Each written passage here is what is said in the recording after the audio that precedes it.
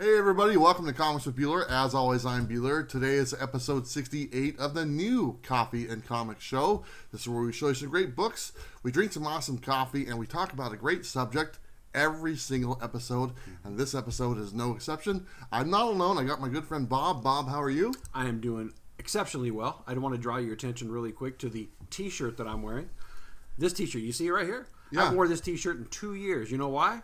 Because I was too fat to wear it. As of today, I've lost 60 pounds, bro. That's awesome, man. He's pounds. a new man. He's less of a You're less of a man. Less of a man. Well, and I that's a get to good wear my thing. Batman shirt again. Well, congratulations. He lost 60 pounds. I gained about 60 pounds. So it's like just transferring over to me. There you go. And you're not helping by getting me this coffee that you got me. It's full of fat and sugar and all that good stuff. So thank you so much. You're welcome. But anyway, congratulations, Bob. Thank you. He lost a lot of weight. He's still going. How much more are you going to lose? Another 40 pounds. Wow, look at that. It's going to be weird sitting next to him. So. Yeah. Anyway. Half of me will be gone. Yeah. The whole time you've made me look skinny, and now the roles are reversed. It is. Damn it. I'm in the right spot. All right. As always, we start off with the coffee that we're drinking, and the coffee is brought to you today by Mocha Express, the official coffee shop of Comics with Bueller. Mm-hmm. Today, I'm drinking one of my favorites. It's a caramel frap, and it's a nice cold drink. It's got some whipped cream. What'd you refer to this drink as? A fufu coffee. A fufu coffee. I like fufu coffee. I don't know what that means. I don't know if that's bad or good, but I like it. There you go. What are you drinking? I myself am not drinking coffee because I'm coffeeed out for the day, but this is a green tea, iced with some sugar-free vanilla sweetener, and I do have to say it's real tasty. Very good. Yeah, it's not coffee. This is a coffee show, and he refuses to drink coffee on the coffee show, which makes total sense. So. It does. Anyway, but this one's great. But we're going to go ahead and start off with a little bit of housekeeping. But just so you guys know, we will leave a timestamp down below where we actually jump to the topic. If you want to jump to that really quick and start right there, you can. But if you want to hold off for a few minutes, we show some great books. We got a couple housekeeping things to talk about. So really quick, I want to thank the new Patreons to the channel, and I'm going to give you a shout out at the end of the video. We are so close to 9,000 subscribers. Woo. It has just been jumping every day, 40, 50, 30 new subscribers a day for like the last couple weeks, and it doesn't look like it's slowing down. So that's pretty cool. That's awesome. There's a Dragon Ball going 9,000 thing. I guess that's a meme or whatnot. I guess I'll get to use that or something. There you go. That's awesome. We are bringing back another Untold comic shop stories. The first one we talked about, it's basically comic shop horror stories, and we said one a couple weeks ago, and a lot of people commented on that. I have another one that I'm going to share, and that's going to be at the end of the episode. So make sure you're around for the Untold comic shop story. He knows what it is. I do. It pisses him. It does. It pisses me off. Yeah, it pisses him off. So I also want to let you guys know that on our top 10 video that we put on Tuesdays, there's something different in there now. At the end of that video, I show the trade paperbacks that are coming out on Wednesday. So if you want to find out what trades are coming out the next day, go watch that top 10 video, and it's at the very end. It's only like an extra minute and a half to show all the trades, but at least you'll know what's available. I'm also thinking about doing an auction this week, and I'll have a bunch of books on sale, a lot of Spawn stuff, and I'm actually going to show some on this video, so look out for that auction. I don't know exactly what day or time. As we get closer to it, I'll let you guys know. So let's go ahead and start with our first 5. This is what we do. We show 5 comic seats. They're ones we recently picked up, and we're going to go ahead and show them. So I'm going to let you go first. I'll take this one down. This was just a placeholder. Sure thing. And the first one I got today is Silver Surfer Black #3. I don't know if you guys can see the backing board on that, but it is blue. This is something that my buddy Bueller here is trying out, and I think they're really cool. They're homemade. Absolutely, yeah. This one is Venom #12. I love this cover. And then this is probably one of my favorite covers of all time. It's Flash Rebirth #8. That's a Jeff Johns book. Very nice. Yeah. They just came out with a $1 version of that. Did they really? Yeah. Wow. Just like 2 weeks ago. Then we got Harley Quinn and Poison Ivy #2. I love these covers that they've been coming out with for that series. Yeah. And then Immortal Hulk #3, and of course it's got the green backing board there. I think it looks really nice. Very cool. So there's my first 5. Awesome. Well, I got 5. Let me go ahead and go. And these ones are Spawn books, and these are probably going to be available for the auction when that comes up. But this is Spawn 77. Love that cover. What have we always said about Spawn covers? All of them are great. They're all great. This is Spawn number 67. And this is the Spawn Batman like little graphic novel. And this is a newsstand variant, I guess. Oh, wow. And that's pretty rare from what I understand. Next one is Spawn number 105. I like that one. And last one of my first 5 is Spawn number 80 or 97. Very nice looking cover. Very nice. Number 97. So yeah, I'm showing some Spawn goodness, you know, because Todd McFarlane did it, and awesome books. And these books were actually sent to me by Steve Whiting for the auction to be sold in the auction. Nice. So that's what they're gonna go for. So it's pretty cool. I'm looking forward to putting those out there and giving people a chance to pick up some Spawns. Very cool. Well, those are nice covers, and I'll be looking forward to them myself. Awesome. Okay, well, let's go ahead and jump into our conversation of the week. Sure. And this conversation, we asked a question on last week's preview video, and the question was, is the Overstreet price guide still valid in today's market?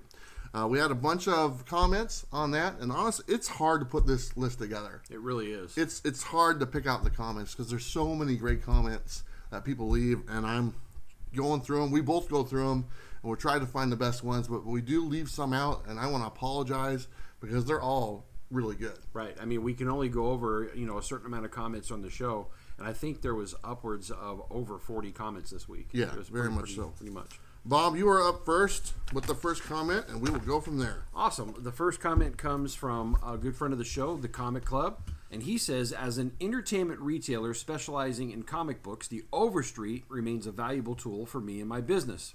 I look forward to its arrival every year.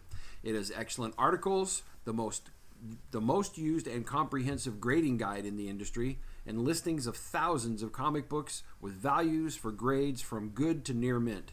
While it cannot offer timely information on currently hot comics, most comic book values don't change much year over year, and the Overstreet offers a guide to what prices are being paid on average for thousands of comic books that are not actively being bought and sold, and it gives that info to you in 6 levels of grading.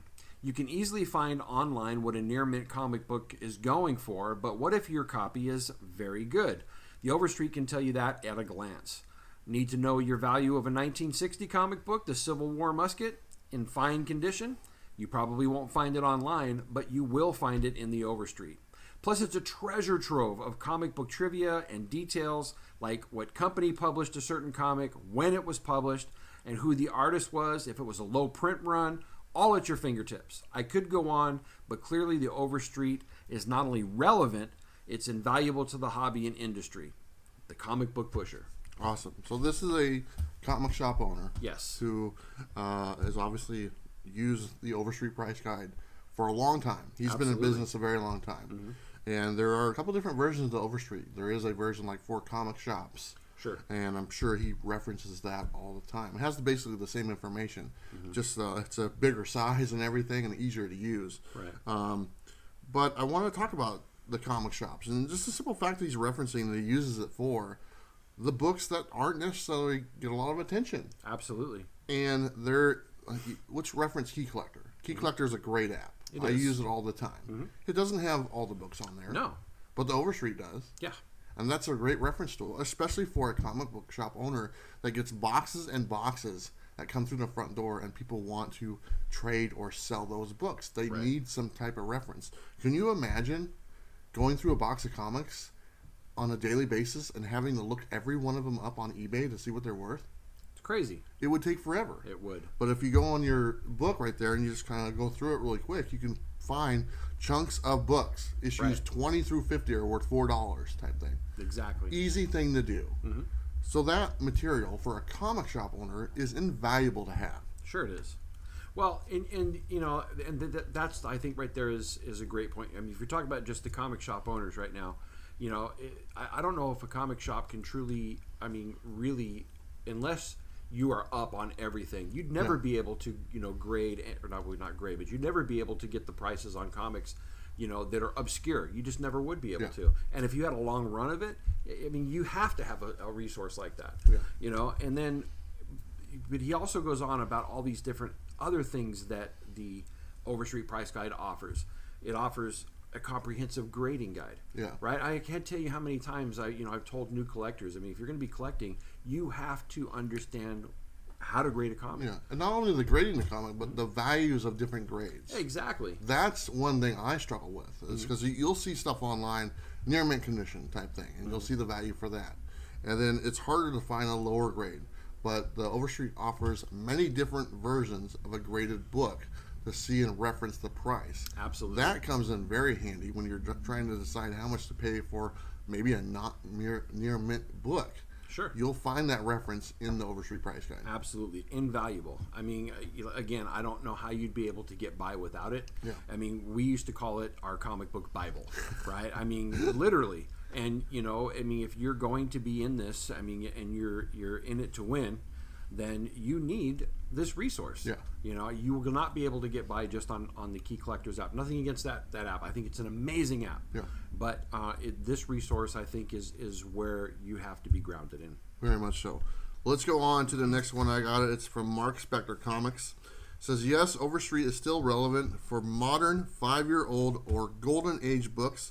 Not so much for books that have gotten hot within the last year, as they don't do quarterly updates since it's an annual release. Yes, it only comes out once a year. Right. I believe it's sometime in July is normally when it comes out. I'm not a fan that Overstreet does their top value at a 9.2 book and not at least a 9.4, which is near mint.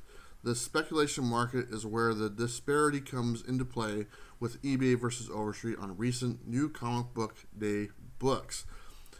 He referenced the grade that they put it at. A 9.2 is their highest grade. Obviously, there's quite a few grades after that type thing. Sure.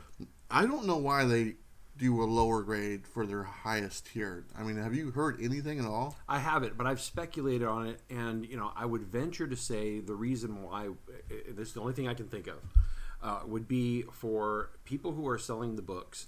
They don't want somebody else to cap what the value of a book is. If you have a range of prices going from your lowest all the way up to 9.2, you can kind of see the jump in price for each of those grades, and you can speculate what it goes into beyond 9.2. Yeah. But if you cap it, then if that book starts getting hot, then it's always going to be compared to what that cap price is, and I don't think people want that to be dictated for them.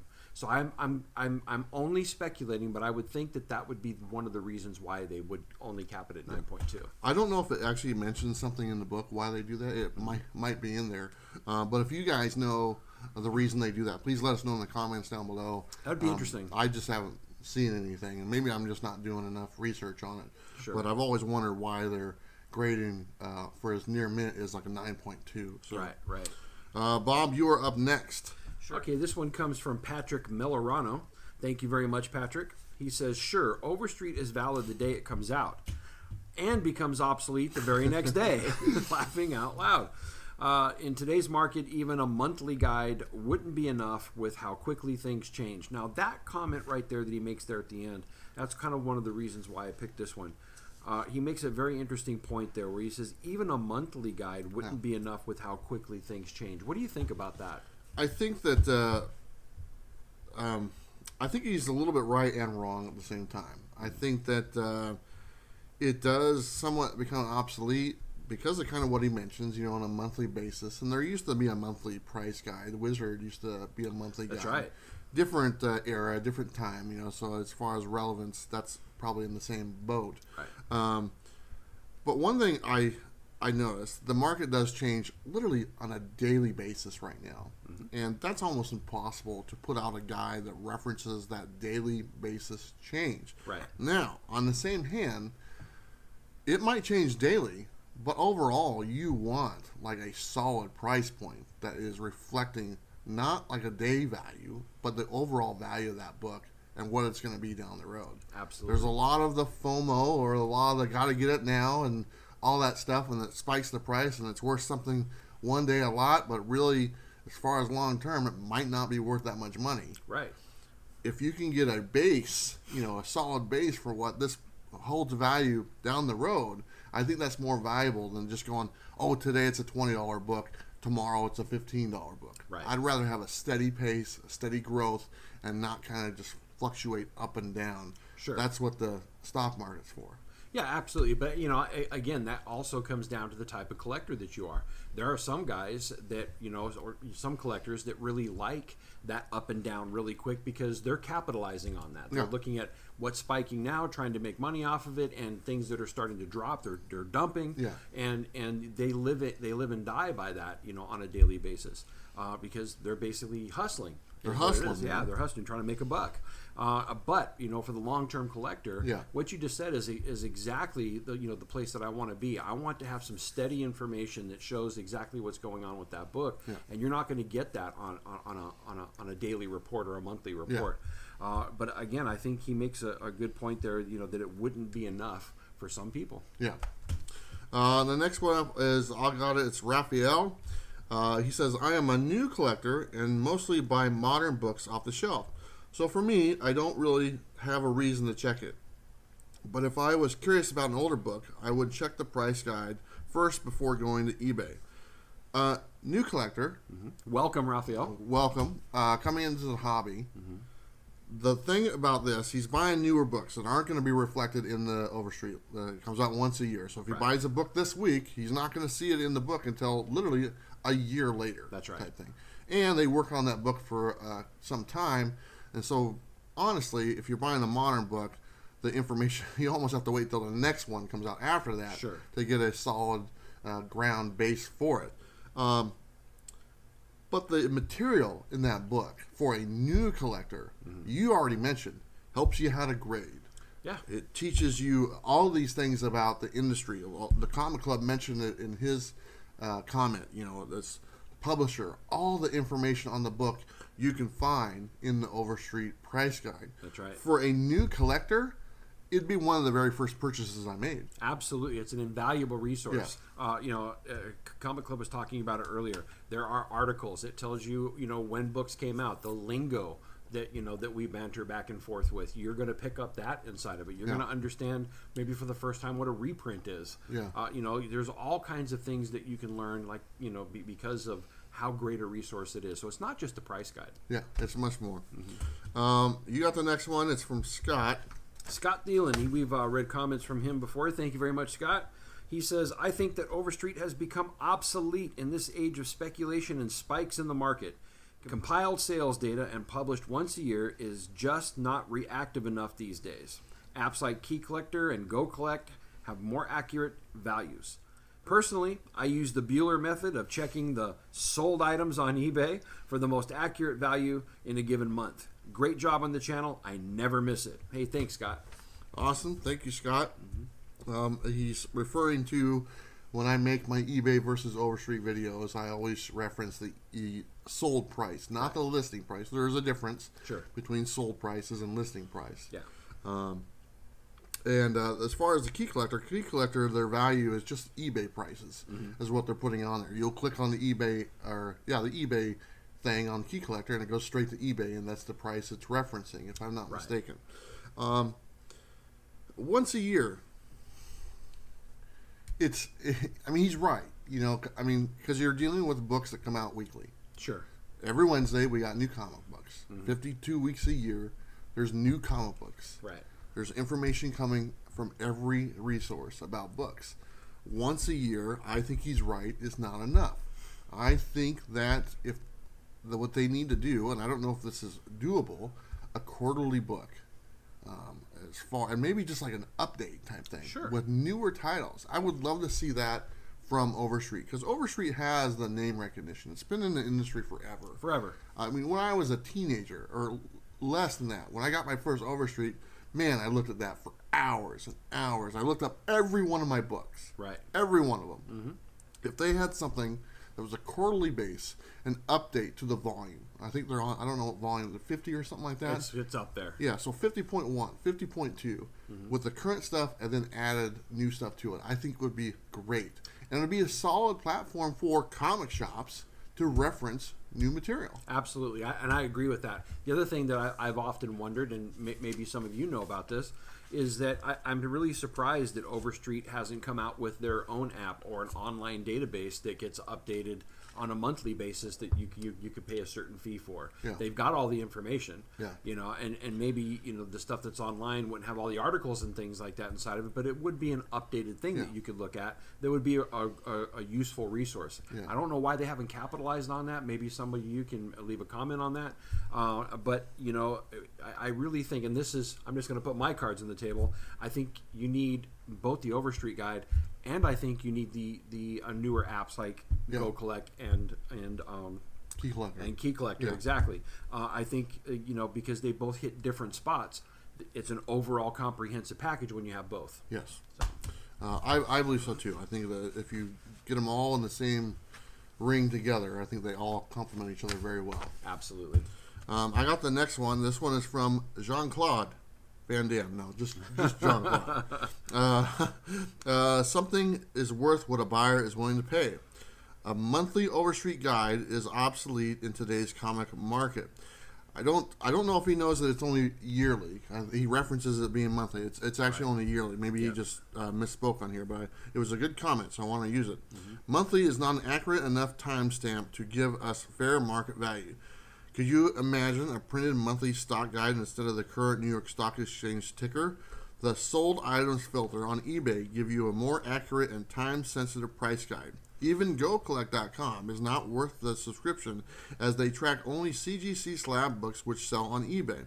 Consumers need instant access to complete sales in order to best decide price to sell or buy.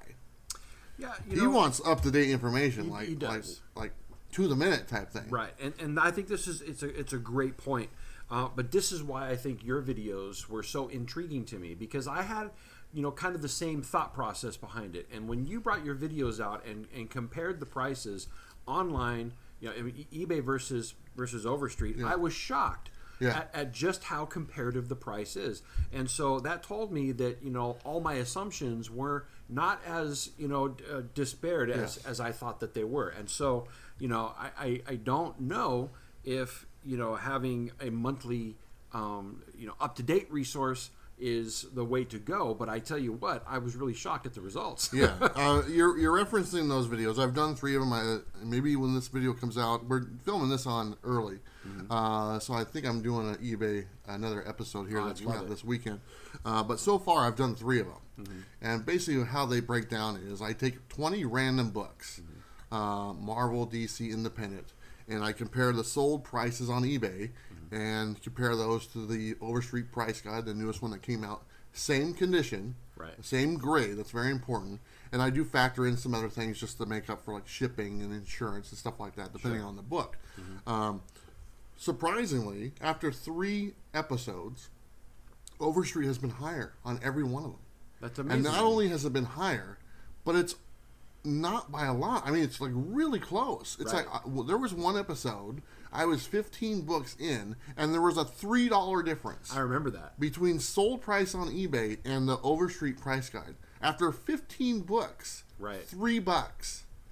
Now, it balanced each other out, because let's just face it, when somebody goes into a comic shop and they're like, oh, I'm here, I'm going to get rid of my comics. Most of the time, it's just a bunch of random stuff. You know, it's not all number 1 through 20 or 1 through 100 of 1,000. It's just a bunch of random stuff. And that's kind of how I base those videos on. I'd be in a comic shop. I'd see someone walk in the door. They'd have a pile of books. It's just totally random. Some are good. Some are bad. You know, some are hot. Some are not type thing. That's how those videos are.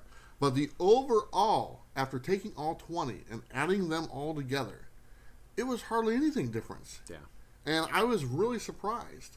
And it made me feel good, actually, to know, because my initial thought was eBay's much better source. That's when I was going into that video, I was like, man, this is going to look really bad for Overstreet. I thought so, too. I thought they were going to get crushed. And it wasn't. It was the opposite. And I think I called you. I was like, dude, I can't believe this. And now I've done it 3 times, and every time, maybe the first one was an anomaly. Nope. All 3, same thing.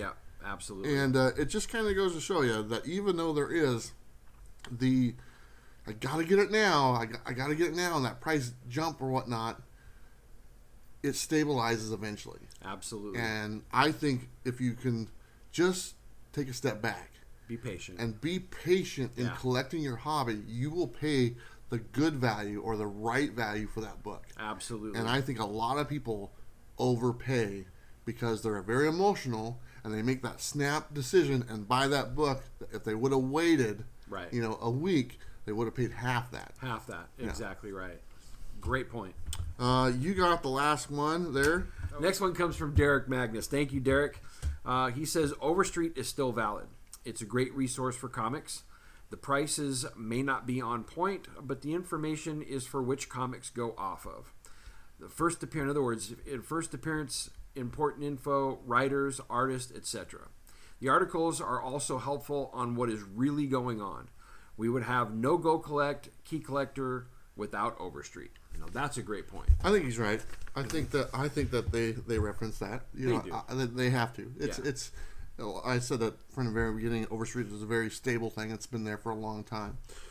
All the other information that it provides is priceless. Right. I don't necessarily use it for a price guide, even though it is a price guide. I mainly use it for I want to find out about a book. There's so much information in there, and it covers pretty much every single book. Right. That's what I use it for. The information, the articles, the writers, all that stuff. I mean, the Overstreet ambassadors. We actually know two of them. Two of them are friends of ours. There's a lot of information besides a number or a dollar figure that you can get from that book. Absolutely. And that's where I think the true value of an Overstreet price guide is all that extra information. Absolutely. I would agree. I mean, it's such an invaluable resource just for that. And again, I can't express that enough. But also at the same time, I mean, when you're looking at your books inside of your collection, I know all this information is at our fingertips. Yeah. I was watching Comic Tom the other day, and he was talking about being at a Comic-Con. And what if you're knee deep in a Comic-Con and you don't have a signal? Yeah. Right. You better have your Overstreet price guide with you, right? Because at least you'll be able to have the information right there at your fingertips. Yeah. And so, you can't walk away from this and say that Overstreet is obsolete. I think it very much is still valid today. I buy it the day it comes out. Absolutely. And they had a bunch of variant covers this year. Did they? Yeah, that's right. There was a bunch of them. I was like, give me a break. But I still bought it. I think I bought the Joker one. Yeah. But I look forward to every time it comes out. Yeah. I look forward to checking on, older books, and like some well-known books and seeing what they say and stuff, and just the information and seeing what's listed. It's fun. When I get it. For the first time, I sit down for hours. For hours, I know. I just flip through it, and I look, and it's so valuable. And we said it before, for a new collector, it should be one of your very first purchases. Absolutely. It will make you love the hobby just that much more. Yeah, very much so. Well, that's the topic. We're actually cut this one pretty short, which is kind of nice. It is. But we have some more information to go over. For sure. One thing I want to do... there's a honorable mention comment on here, and I'll go ahead and read it.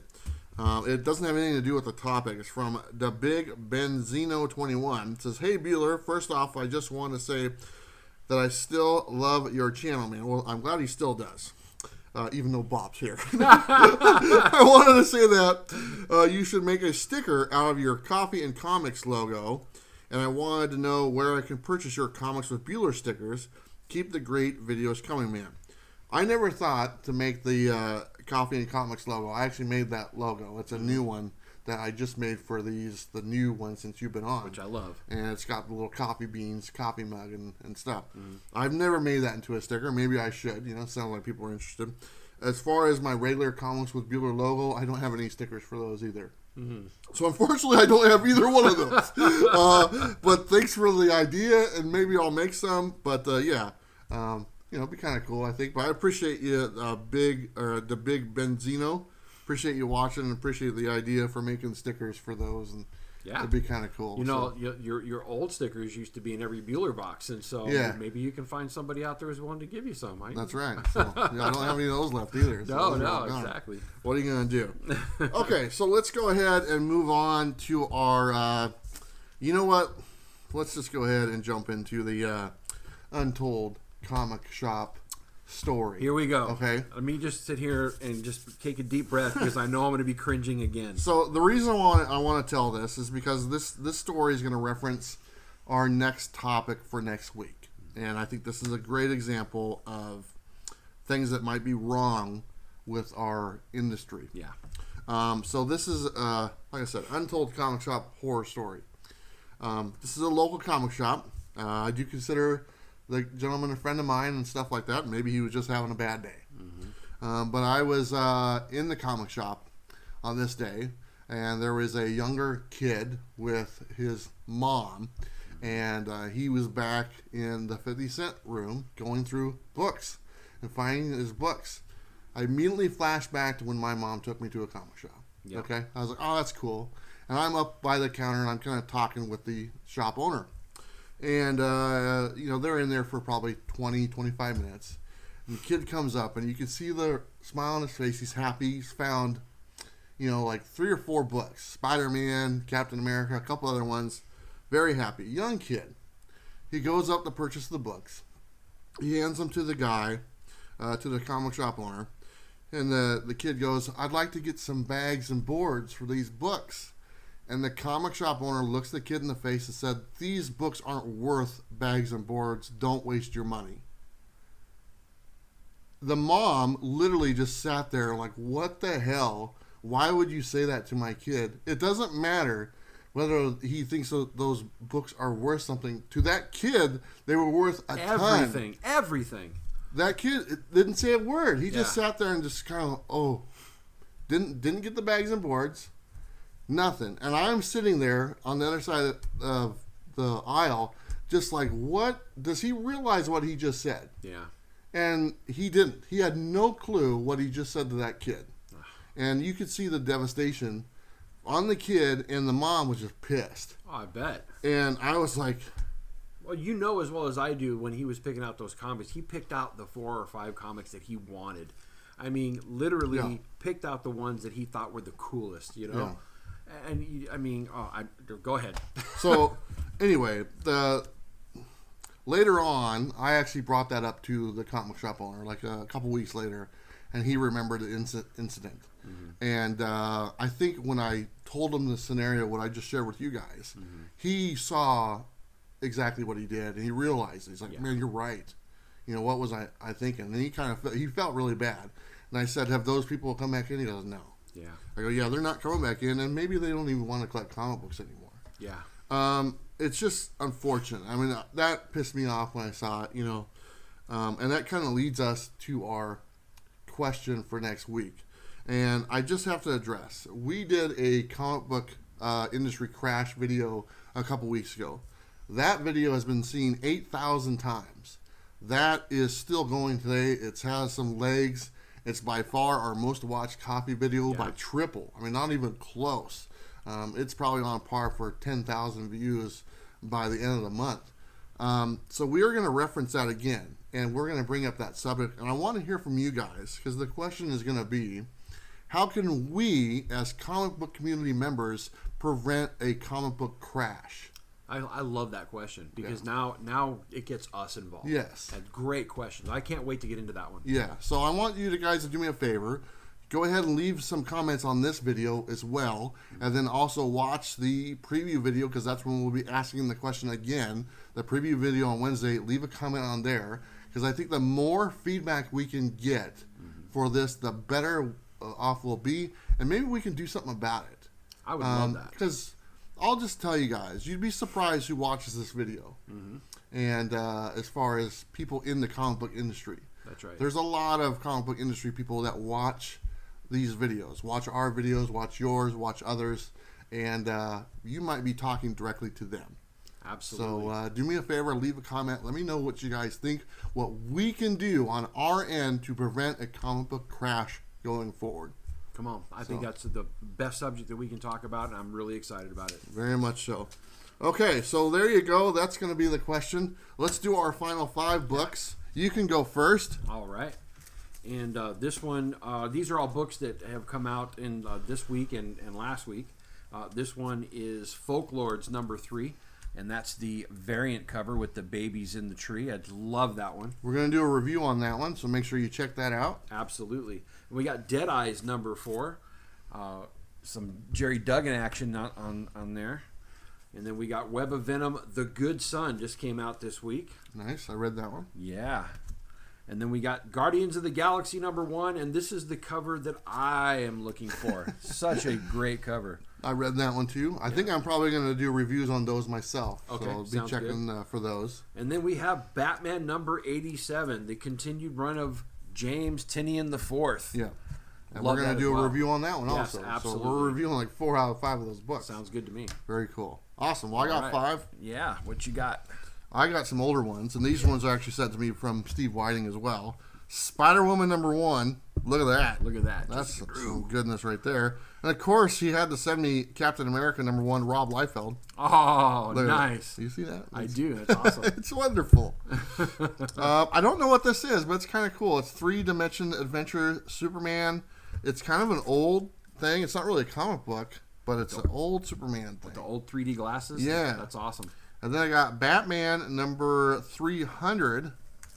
That's pretty awesome. I remember that one. And then Detective Comics number 500. Nice. So not bad at all. Those are all sent from Steve Whiting. So thank you so much. Those are great books. And Steve's a good guy, man. He's a really good guy. I'm looking forward to hanging out with him at MegaCon in Orlando, which is coming up. We are both going to MegaCon in Orlando. Is it Orlando or Tampa? It's Orlando. Orlando, Florida in April. If you are in the Florida area and if you are going to MegaCon, come say hello. Yes. You can spot us pretty easy. I'll be the tall guy with the vest, and it'll be that guy. It'll be me, yeah. Yeah. But we'll be there with a bunch of people. Sam is going to go as well. From Sam Single-Web. Along with a ton of other people. So it's going to be a blast. So if you're in the MegaCon, Orlando, Florida area, you need to come up and say hello to us. I'd appreciate it. That'd be awesome. I can't wait. Yeah, and I'm actually doing a Comic-Con this weekend as well. That's right. You got Wizard World coming up this weekend. Yeah. It's already been over by the time this video comes out. This is true. This is true. I hope you have a great time with Christopher Priest. Probably not. It's Wizard World's it's not that great. Yeah. But Christopher Priest would be cool to talk to you. So. Absolutely. Okay, let's see what we got here.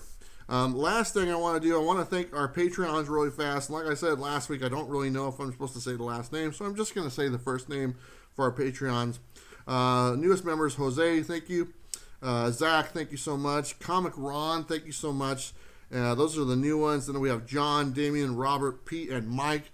Those are ones from the week before. So thank you so much for joining the Patreon, helping to support the show. It does go a long way. This is what I do. So this channel pays the bills, or absolutely, it tries to pay the bills. So gotta keep the lights on. So thank you so much, everyone who's joined the Patreon. If you want to join the Patreon, the link is down below, along with a bunch of other things as well. Bob, do you have anything else going on? Nothing else right now. Of course, my show on Everything Comics on every Saturday morning. Having Comics with My Coffee. I'll be filming a new episode tomorrow. That'll drop here pretty soon. And they got some other things that are working. They'll be rolling out, but I'll let you know when that comes up. Just want to say, as of this week, I have 400 subscribers. Thank you very much. Appreciate you all tuning in and supporting the show. You need more than 400. I do. But I'm really happy. If 8,000 people watched our coffee video, you should have more than 400 I just subscribers. started. Come on. You got to make some more videos. Yes, I do. Get on it there. I am. If you're not subscribed to Everything Comics, that's Bob's channel. The link is in the description. You can go subscribe to it. I'm on his channel like he's on my channel. Mm-hmm. We do some stuff together and whatnot. So please go ahead and do so, and I appreciate that quite a bit. Absolutely. And we'll see if we can't get him to at least 401. So there we go. That would be great. I think I'm at 403 right now. Okay, 404. That's our goal. Go. Next week, 404. There we go. Very awesome. I think that's all we have. This is actually a quicker episode than I thought it would be, which is great because it won't take me 3.5 hours to upload it this time. There we go. So that'll be kind of nice. But thank you so much to everybody who left a comment, and thank you everyone that we didn't read.